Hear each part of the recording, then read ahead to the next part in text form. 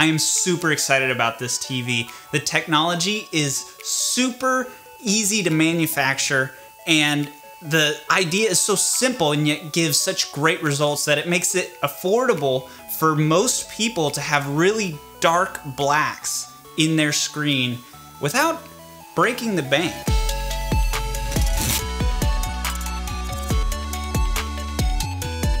This is the Hisense U6G, which is their budget model. They have the U7, U8, U9G. G is the generation. U stands for ULED, which is a really cool technology that is simple in practice and manufacturing and therefore affordable for us to buy. Now this Hisense has two panels. It has a grayscale 1080p panel behind the 4K full color panel. And what that does is it gives you 2 million local dimming zones. Now the Mac Pro Display XDR can't tell you that they have 2 million local dimming zones. Now there are options in the menu where you can turn off the local dimming so you don't get that halo effect. You just have a nice even glow and just let the 2 million dimming zone grayscale panel do your local dimming. And that gives me great results. Of course, your blacks aren't going to be as black, so it depends on the type of content that you're watching, whether you want those really dark blacks. When you turn the local dimming on high, you can get a bright, but the glow is a little bit more. So if you're using a white mouse on a black desktop, you're going to see a lot of halo. It's up to you. I use a vintage lens. There's gonna be a lot more haloing in my lens just because it's an older lens. It's not gonna be a great representation of what I'm seeing here. It really does look good in person, even if it doesn't look that great on camera. Personally, I feel like the grayscale panel does a good enough job to give you good enough blacks that you don't need local dimming zones. You just need a plain full backlit panel. Really dark blacks, and this is a 400 nit panel, so it gives me really bright brights. In my opinion, I watch movies in the dark. And sure, 1000 nits is really bright and spectacular and shows you more saturation, whatever. Okay, that's cool and everything, but 400 nits is a lot brighter than anything that I'm used to seeing. My last TV in this living room was only 200 nits, so this gives us a base level HDR experience, which is much better than what we were experiencing before. Plus, this is a 4K panel, which is much better than the 1080p panel that I had before. Huge upgrade, only about $400, which I thought was very affordable considering I spent $500 on a 1080p panel just a few years ago. So I'm really excited about this Hisense technology, and I heard about it first from Linus at a CES video that they did a few years back, and I've been wanting to get my hands on this panel for a long time, and finally I justified the expense. I'm super happy with the results. The contrast is fantastic. Another thing that is fantastic is the refresh rate. Yes, it's a 60 Hz monitor, but the backlight is over 900 Hz. Which means it's not gonna give me a headache like my last TV was 120 Hz, and it gave me a terrible headache. The lights in my room are around 1000 Hz. Cheap $9 Philips lights are 900 Hz. These Wise LED lights, or the GE LED lights, they're all around 1000 Hz. This is over 900 Hz. Everything in my house is now over 900 Hz refresh rate, and I don't get headaches nearly as much. I had to get rid of that Samsung TV because 120 Hz was giving me a headache. And I'm talking about the backlight refresh rate, not the panel refresh rate. The 4K panel refreshes at 60 Hz. You're not gonna do 120 Hz gaming on this monitor. It's a 60 Hz monitor. It's a good 60 Hz. I really like the smoothness of the monitor. I really enjoy gaming on my Nintendo on this TV. Next, I want to talk about the game mode. When I hook up my Nintendo Switch to the TV, the previous TV we had was about 60 milliseconds of latency. which this TV actually has about 50 milliseconds of latency. So it's a little bit better in its standard mode, but you switch it to game mode, now you're talking about 10 milliseconds. And there were literally levels on Donkey Kong that we could not beat because of the latency. Between the latency of the Bluetooth controllers that Nintendo gives you or sells you for $90 a piece, and then the 60 milliseconds of latency on the previous panel we had, we couldn't beat those levels. But now that we can switch this to 10 milliseconds, we are finally beating levels that we never could before, which is great for Spyro, it's great for Donkey Kong, it's great for Nintendo games. 10 milliseconds of latency, that's not spectacular for PC gaming or anything like that, but it's usable because it's less than 1 frame of latency.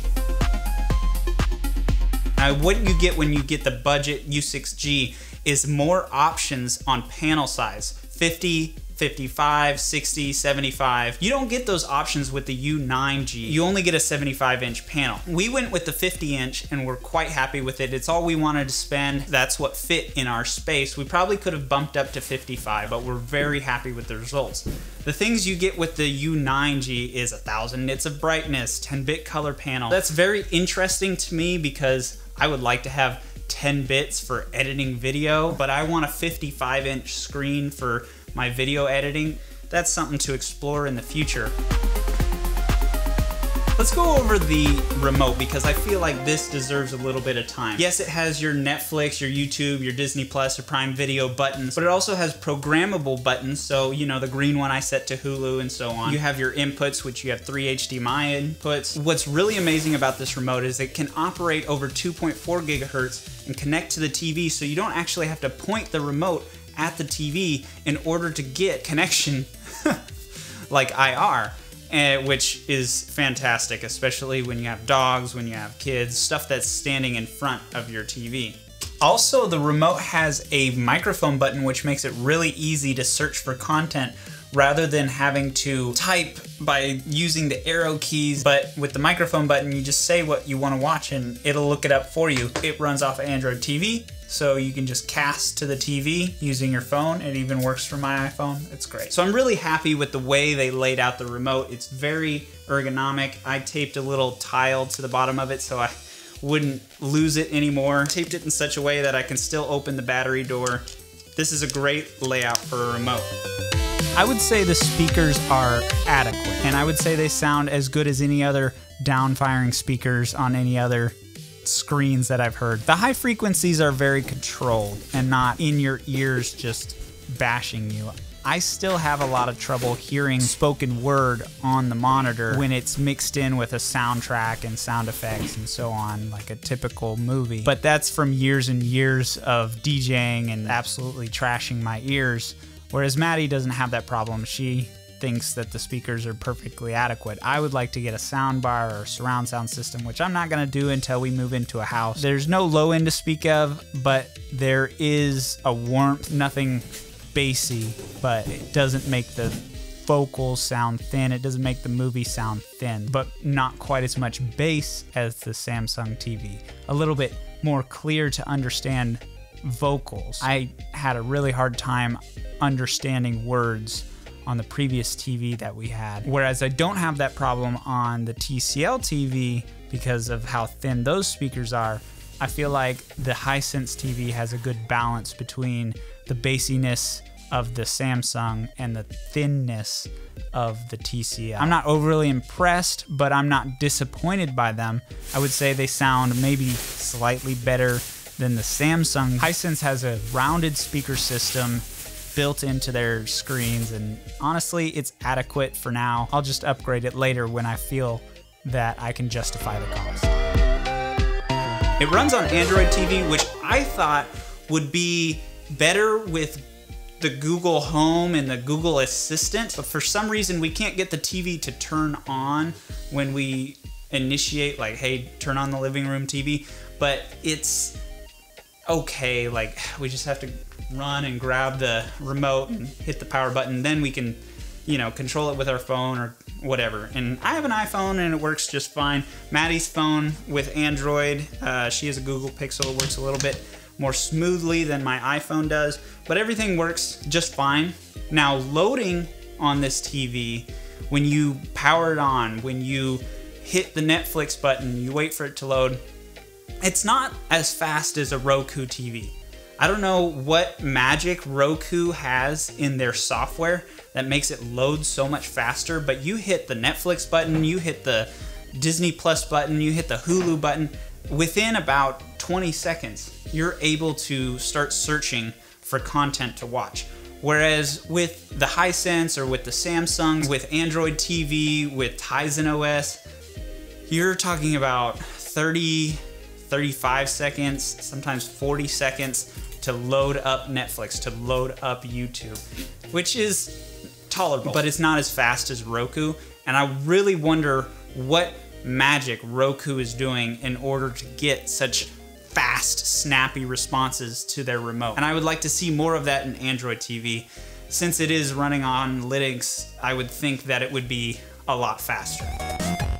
I really encourage you to go take a look at this screen. When I went to Best Buy after seeing this Linus Tech Tips video, I looked at their display of the Hisense TV and I was not impressed. They had some 240p content from some DVD or streaming thing and it looked terrible.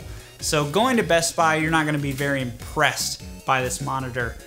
But once you get it in person, you put some 4K footage on it, it looks fantastic. Yes, we would like it to be a little more snappy when loading something. We would like it to be brighter, but then again, we could have spent more to get brighter. There are options like the U7G, U8G, U9G to get brighter options. And I'm really happy with 400 Hertz. And like I said, I watch in the dark. 400 Hertz is a lot. I want a dark black. I've really enjoyed this TV and I hope you guys get a chance to look at it with some 4K footage. Maybe ask somebody at Best Buy to put on some YouTube. It is a smart TV, so you can just put on some YouTube if you're connected to Wi-Fi. So just, you know, try it out. See if you can see a difference between the TV you have now and this. I think you'll be impressed by the contrast. I'm really happy with it. I just wanted to share this with you. It's a cool concept. It's very affordable. It's not much more expensive than just buying a Vizio ONN TV off the shelf at Walmart. And you get so much better results, so much better pictures, so much better contrast. I'm just excited about it, so I wanted to share it with you guys. I hope you guys have a good day. I'll see you in the next one.